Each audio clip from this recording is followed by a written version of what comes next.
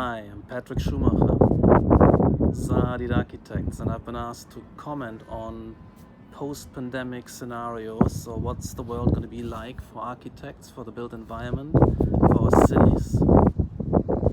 Who knows? Nobody knows. Nobody can know. Will we go back to normal? Probably not quite. What will it mean for the city, for the real estate provision of office space in particular? Will that decline radically?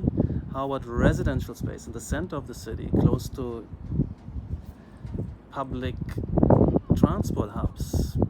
Maybe there will be re-evaluation of those values. Probably we are up for the re-evaluation of all values, because our patterns of life will change. Will we move back to the suburbs? Will inner cities become kind of bleak and empty? Or will we move into the cities to avoid public transport and still go to the office, walk to the office? Will there be walkability?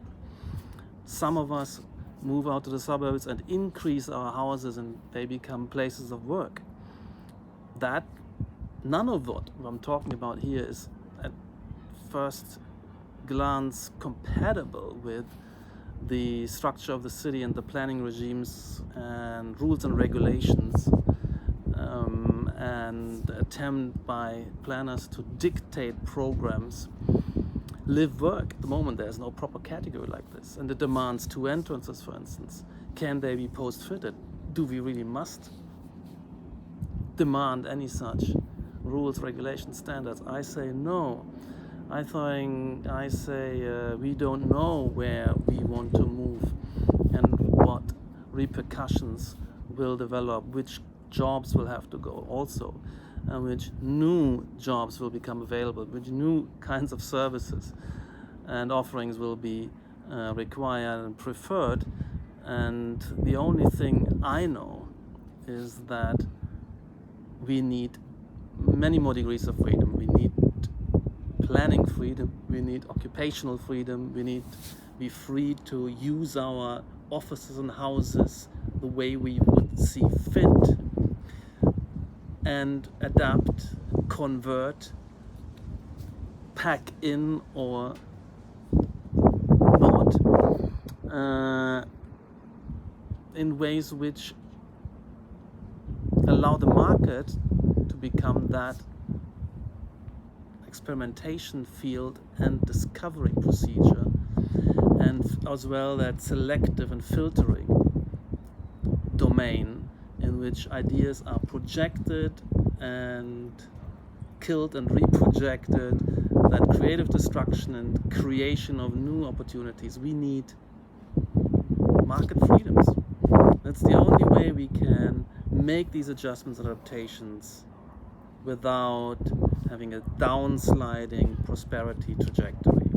I mean, that's the big risk here, that many of the things we're doing now will become unattractive, not possible, but we're not allowed to change, to adapt, to offer new business models, new products, and that it means we have less, and people get stuck, get subsidized, stuck into unproductive jobs, unproductive offerings, and we will have that kind of the current stagnation turns into a downward sloping curve like Japan, a continuous loss of prosperity, continuous falling trajectory of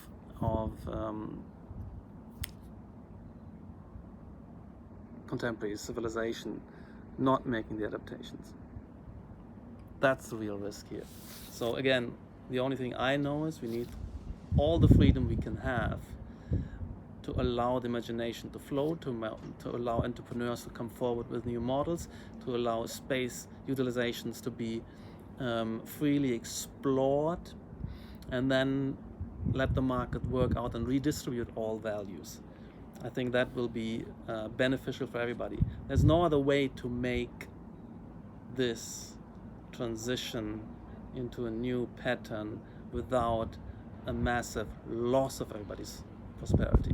Of course, these adaptations mean, of course, also a temporary loss of value, a temporary adjustment, but it's really the emphasis here on temporary. A year, 2 or 3 maximum, we could kind of be soaring out if we get the freedoms we require to make these discoveries.